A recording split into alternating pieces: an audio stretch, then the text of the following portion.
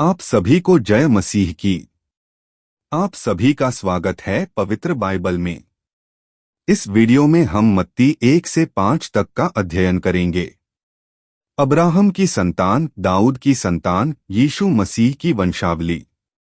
Abraham से इसहाक उत्पन्न हुआ, इसहाक से याकूब उत्पन्न हुआ, याकूब से यहूदा और उसके भाई उत्पन्न हुए, यहूदा और तामार से फिरिस व जेरह उत्पन्न हुए, फिरिस से हिस्रोन उत्पन्न हुआ और हिस्रोन से एराम उत्पन्न हुआ, एराम से अम्मीनादाब उत्पन्न हुआ, अम्मीनादाब से नहशोन और नहशोन से सलमोन उत्पन्न हुआ, सलमोन और राहाब से बोअज उत्पन्न हुआ, बोअज और रूत से ओबेद उत्पन्न हुआ और ओबेद से यिशै उत्पन्न हुआ और यिशै से दाऊद राजा उत्पन्न हुआ।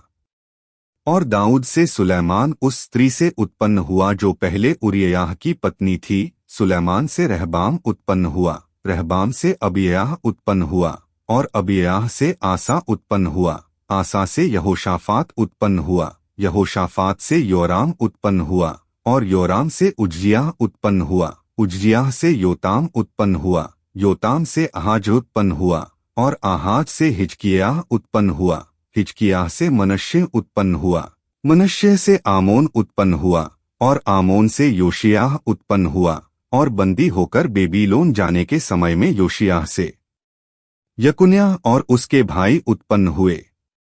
बंदी होकर बेबीलोन पहुंचाए जाने के बाद यकुन्याह से शालतिएल उत्पन्न हुआ और शालतिएल से जरुब्बाबिल उत्पन्न हुआ, जरुब्बाबिल से अबीहूद उत्पन्न हुआ, अबीहूद से इल्याकीम उत्पन्न हुआ और इल्याकीम से अजोर उत्पन्न हुआ, अजोर से सदोक उत्पन्न हुआ, सदोक से अखीम उत्पन्न हुआ और अखीम से इलीहूद उत्पन्न हुआ, इलीहूद से इलियाजार उत्पन्न हुआ, इलियाजार से मत्तान उत्पन्न हुआ और मत्तान से याकूब उत्पन्न हुआ, याकूब से यूसुफ उत्पन्न हुआ जो मरियम का पति था और मरियम से यीशु जो मसीह कहलाता है उत्पन्न हुआ। इस प्रकार अब्राहम से दाऊद तक 14 पीढ़ी हुई और दाऊद से बेबीलोन को बंदी होकर पहुंचाए जाने तक 14 पीढ़ी और बंदी होकर बेबीलोन को पहुंचाए जाने के समय से मसीह तक 14 पीढ़ी हुई। यीशु मसीह का जन्म इस प्रकार से हुआ कि जब उसकी माता मरियम की मंगनी यूसुफ के साथ हो गई तो उनके इकट्ठा होने से पहले ही वह पवित्र आत्मा की ओर से गर्भवती पाई गई। अत उसके पति यूसुफ ने जो धर्मी था और उसे बदनाम करना नहीं चाहता था, उसे चुपके से त्याग देने का विचार किया। जब वह इन बातों के सोच ही में था तो प्रभु का स्वर्गदूत उसे स्वप्न में दिखाई देकर कहने लगा, हे यूसुफ, दाऊद की संतान, तू अपनी पत्नी मरियम को अपने यहाँ ले आने से मत डर, क्योंकि जो उसके गर्भ में है वह पवित्र आत्मा की ओर से है। वह पुत्र जनेगी और तू उसका नाम यीशु रखना, क्योंकि वह अपने लोगों का उनके पापों से उद्धार करेगा। यह सब इसलिए हुआ कि जो वचन प्रभु ने भविष्यद्वक्ता के द्वारा कहा था वह पूरा हो। देखो, एक कुंवारी गर्भवती होगी और एक पुत्र जनेगी और उसका नाम इम्मानुएल रखा जाएगा, जिसका अर्थ है परमेश्वर हमारे साथ। तब यूसुफ नींद से जागकर प्रभु के दूत की आज्ञा के अनुसार अपनी पत्नी को अपने यहाँ ले आया और जब तक वह पुत्र न जनी तब तक वह उसके पास न गया और उसने उसका नाम यीशु रखा। हेरोदेस राजा के दिनों में जब यहूदिया के बैतलहम में यीशु का जन्म हुआ तो पूर्व से कई ज्योतिषी यरूशलेम में आकर पूछने लगे, यहूदियों का राजा जिसका जन्म हुआ है कहाँ है? क्योंकि हमने पूर्व में उसका तारा देखा है और उसको प्रणाम करने आए हैं। तब उसने लोगों के सब प्रधान याजकों और शास्त्रियों को इकट्ठा करके उनसे पूछा, मसीह का जन्म कहाँ होना चाहिए? उन्होंने उससे कहा, यहूदिया के बैतलहम में, क्योंकि भविष्यद्वक्ता के द्वारा यो लिखा गया है, हे बैतलहम, तू जो यहूदा के प्रदेश में है, तू किसी भी रीति से यहूदा के अधिकारियों में सबसे छोटा नहीं, क्योंकि तुझ में से एक अधिपति निकलेगा जो मेरी प्रजा इस्राएल की रखवाली करेगा। तब हेरोदेस ने ज्योतिषियों को चुपके से बुलाकर उनसे पूछा कि तारा ठीक किस समय दिखाई दिया था, और उसने यह कहकर उन्हें बैतलहम भेजा, जाओ उस बालक के विषय में ठीक ठीक मालूम करो और जब वह मिल जाए तो मुझे समाचार दो ताकि मैं भी आकर उसको प्रणाम करूं। वे राजा की बात सुनकर चले गए और जो तारा उन्होंने पूर्व में देखा था वह उनके आगे आगे चला, और जहां बालक था उस जगह के ऊपर पहुंचकर ठहर गया। उस तारे को देखकर वे अति आनंदित हुए। उन्होंने उस घर में पहुंचकर उस बालक को उसकी माता मरियम के साथ देखा और मुंह के बल गिरकर बालक को प्रणाम किया और अपना अपना थैला खोलकर उसको सोना और लोबान और गंधरस की भेंट चढ़ाई। तब स्वप्न में यह चेतावनी पाकर कि हेरोदेस के पास फिर न जाना, वे दूसरे मार्ग से अपने देश को चले गए। उनके चले जाने के बाद प्रभु के एक दूत ने स्वप्न में यूसुफ को दिखाई देकर कहा, उठ, उस बालक को और उसकी माता को लेकर मिस्र देश को भाग जा, और जब तक मैं तुझसे न कहूँ तब तक वहीं रहना, क्योंकि हेरोदेस इस बालक को ढूंढने पर है कि उसे मरवा डाले। तब वह रात ही को उठकर बालक और उसकी माता को लेकर मिस्र को चल दिया, और हेरोदेस के मरने तक वहीं रहा, इसलिए कि वह वचन जो प्रभु ने भविष्यद्वक्ता के द्वारा कहा था पूरा हो, मैंने अपने पुत्र को मिस्र से बुलाया। जब हेरोदेस ने यह देखा कि ज्योतिषियों ने उसके साथ धोखा किया है, तब वह क्रोध से भर गया और लोगों को भेजकर ज्योतिषियों द्वारा ठीक ठीक बताए गए समय के अनुसार बैतलहम और उसके आसपास के स्थानों के सब लड़कों को जो 2 वर्ष के या उससे छोटे थे मरवा डाला। तब जो वचन यिर्मयाह भविष्यद्वक्ता के द्वारा कहा गया था वह पूरा हुआ। रामाह में एक करुण नाद सुनाई दिया, रोना और बड़ा विलाप। राहेल अपने बालकों के लिए रो रही थी और शांत होना न चाहती थी, क्योंकि वे अब नहीं रहे। हेरोदेस के मरने के बाद प्रभु के दूत ने मिस्र में यूसुफ को स्वप्न में दिखाई देकर कहा, उठ, बालक और उसकी माता को लेकर इस्राएल के देश में चला जा, क्योंकि जो बालक के प्राण लेना चाहते थे वे मर गए हैं। वह उठा और बालक और उसकी माता को साथ लेकर इस्राएल के देश में आया। परंतु यह सुनकर कि अरखिलाउस अपने पिता हेरोदेस की जगह यहूदिया पर राज्य कर रहा है, वहां जाने से डरा। फिर स्वप्न में परमेश्वर से चेतावनी पाकर गलील प्रदेश में चला गया और नासरत नामक नगर में जा बसा, ताकि वह वचन पूरा हो जो भविष्यद्वक्ताओं के द्वारा कहा गया था, वह नासरी कहलाएगा। उन दिनों में यूहन्ना बपतिस्मा देने वाला आकर यहूदिया के जंगल में यह प्रचार करने लगा, मन फिराओ, क्योंकि स्वर्ग का राज्य निकट आ गया है। यह वही है जिसकी चर्चा यशायाह भविष्यद्वक्ता के द्वारा की गई। जंगल में एक पुकारने वाले का शब्द हो रहा है कि प्रभु का मार्ग तैयार करो, उसकी सड़कें सीधी करो। यह यूहन्ना ऊँट के रोम का वस्त्र पहने था और अपनी कमर में चमड़े का कटिबंध बांधे हुए था। उसका भोजन टिड्डिया और वनमधु था। तब यरूशलेम और सारे यहूदिया और यरदन के आसपास के सब स्थानों के लोग उसके पास निकल आए। उन्होंने अपने अपने पापों को मानकर यरदन नदी में उससे बपतिस्मा लिया। जब उसने बहुत से फरीसियों और सदूकियों को बपतिस्मा के लिए अपने पास आते देखा तो उनसे कहा, हे सांप के बच्चों, तुम्हें किसने जता दिया कि आने वाले क्रोध से भागो? इसलिए मन फिराव के योग्य फल लाओ और अपने अपने मन में यह न सोचो कि हमारा पिता अब्राहम है, क्योंकि मैं तुमसे कहता हूँ कि परमेश्वर इन पत्थरों से अब्राहम के लिए संतान उत्पन्न कर सकता है। अब कुल्हाड़ा पेड़ों की जड़ पर रखा हुआ है, इसलिए जो जो पेड़ अच्छा फल नहीं लाता वह काटा और आग में झोंका जाता है।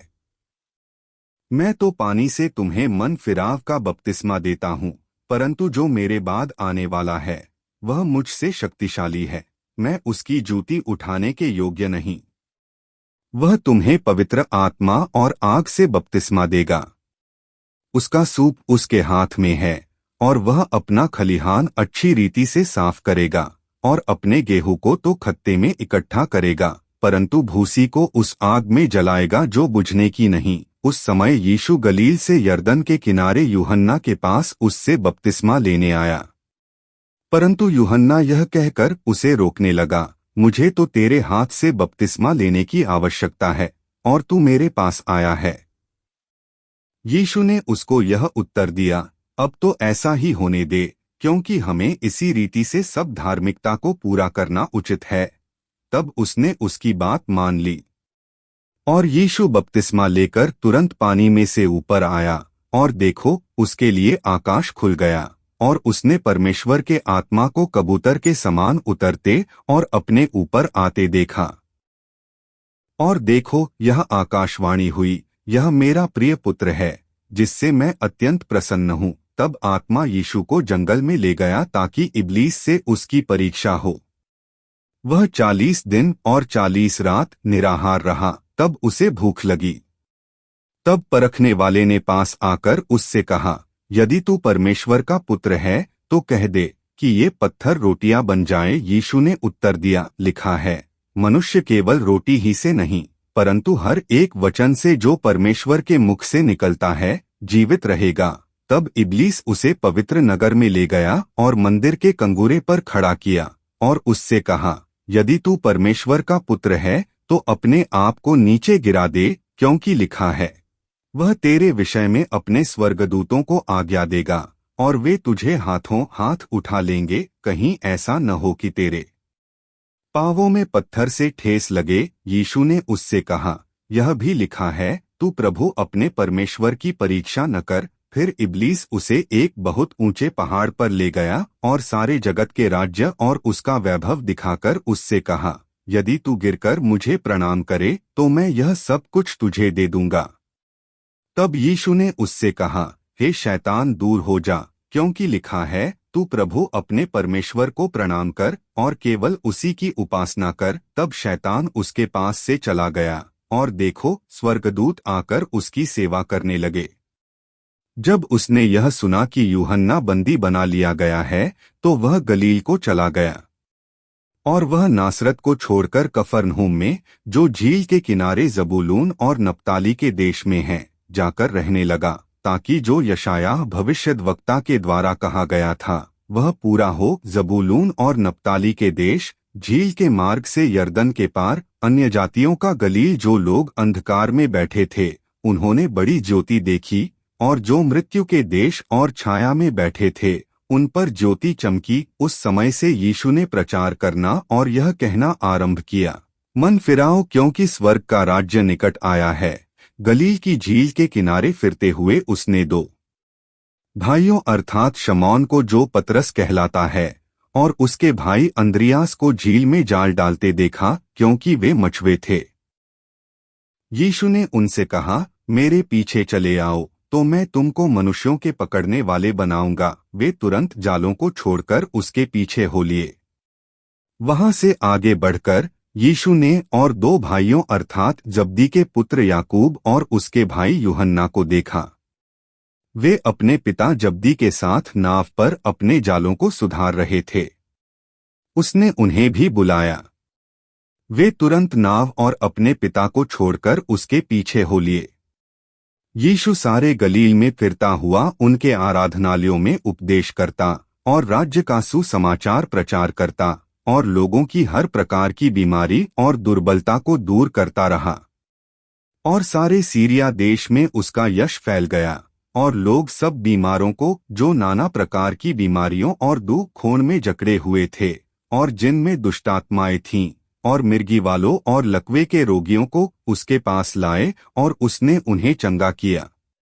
गलील और दिकापुलिस, यरूशलेम, यहूदिया और यरदन नदी के पार से भीड़ की भीड़ उसके पीछे हो ली।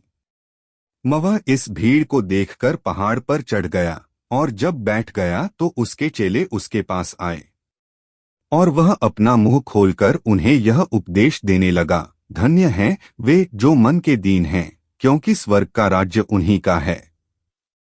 धन्य हैं वे जो शोक करते हैं, क्योंकि वे शांति पाएंगे।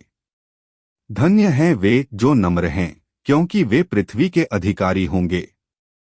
धन्य हैं वे जो धार्मिकता के भूखे और प्यासे हैं, क्योंकि वे तृप्त किए जाएंगे। धन्य हैं वे जो दयावंत हैं, क्योंकि उन पर दया की जाएगी। धन्य हैं वे जिनके मन शुद्ध हैं, क्योंकि वे परमेश्वर को देखेंगे। धन्य हैं वे जो मेल कराने वाले हैं, क्योंकि वे परमेश्वर के पुत्र कहलाएंगे। धन्य हैं वे जो धार्मिकता के कारण सताए जाते हैं, क्योंकि स्वर्ग का राज्य उन्हीं का है। धन्य हो तुम जब मनुष्य मेरे कारण तुम्हारी निंदा करें और सताए और झूठ बोल बोलकर तुम्हारे विरोध में सब प्रकार की बुरी बात कहें, तब आनंदित और मगन होना, क्योंकि तुम्हारे लिए स्वर्ग में बड़ा फल है। इसलिए कि उन्होंने उन भविष्यद्वक्ताओं को जो तुमसे पहले थे इसी रीति से सताया था। तुम पृथ्वी के नमक हो, परंतु यदि नमक का स्वाद बिगड़ जाए तो वह फिर किस वस्तु से नमकीन किया जाएगा? फिर वह किसी काम का नहीं, केवल इसके कि बाहर फेंका जाए और मनुष्यों के पैरों तले रौंदा जाए।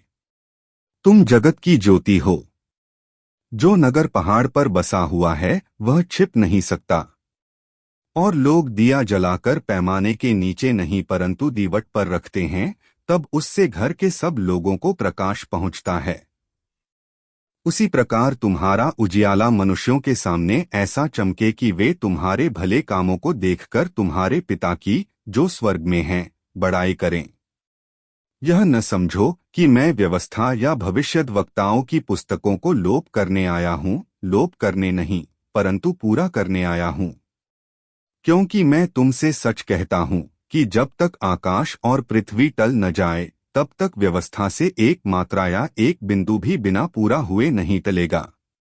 इसलिए जो कोई इन छोटी से छोटी आज्ञाओं में से किसी एक को तोड़े और वैसा ही लोगों को सिखाए, वह स्वर्ग के राज्य में सबसे छोटा कहलाएगा, परंतु जो कोई उन आज्ञाओं का पालन करेगा और उन्हें सिखाएगा, वही स्वर्ग के राज्य में महान कहलाएगा।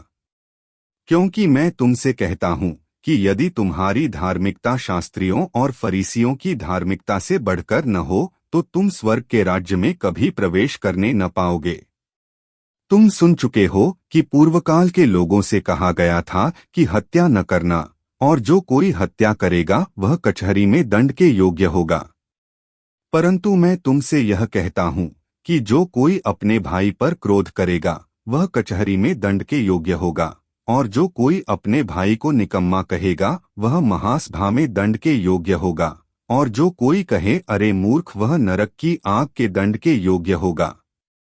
इसलिए यदि तू अपनी भेंट वेदी पर लाए और वहां तू स्मरण करे कि तेरे भाई के मन में तेरे लिए कुछ विरोध है, तो अपनी भेंट वहीं वेदी के सामने छोड़ दे और जाकर पहले अपने भाई से मेल मिलाप कर और तब आकर अपनी भेंट चढ़ा। जब तक तू अपने मुद्दई के साथ मार्ग ही में है उससे झटपट मेल मिलाप कर ले, कहीं ऐसा न हो कि मुद्दई तुझे हाकिम को सौंपे और हाकिम तुझे सिपाही को सौंप दे और तू बंदी गृह में डाल दिया जाए। मैं तुझसे सच कहता हूँ कि जब तक तू कौड़ी कौड़ी भर न दे तब तक वहां से छूटने न पाएगा। तुम सुन चुके हो कि कहा गया था व्यभिचार न करना, परंतु मैं तुमसे यह कहता हूँ कि जो कोई किसी स्त्री पर कुदृष्टि डाले वह अपने मन में उससे व्यभिचार कर चुका। यदि तेरी दाहिनी आंख तुझे ठोकर खिलाए तो उसे निकालकर फेंक दे, क्योंकि तेरे लिए यही भला है कि तेरे अंगों में से एक नष्ट हो जाए और तेरा सारा शरीर नरक में न डाला जाए। यदि तेरा दाहिना हाथ तुझे ठोकर खिलाए तो उसको काटकर फेंक दे, क्योंकि तेरे लिए यही भला है कि तेरे अंगों में से एक नष्ट हो जाए और तेरा सारा शरीर नरक में न डाला जाए। यह भी कहा गया था जो कोई अपनी पत्नी को तलाक देना चाहे तो उसे त्याग पत्र दे, परंतु मैं तुमसे यह कहता हूँ कि जो कोई अपनी पत्नी को व्यभिचार के सिवा किसी और कारण से तलाक दे तो वह उससे व्यभिचार करवाता है, और जो कोई उस त्यागी हुई से विवाह करे वह व्यभिचार करता है।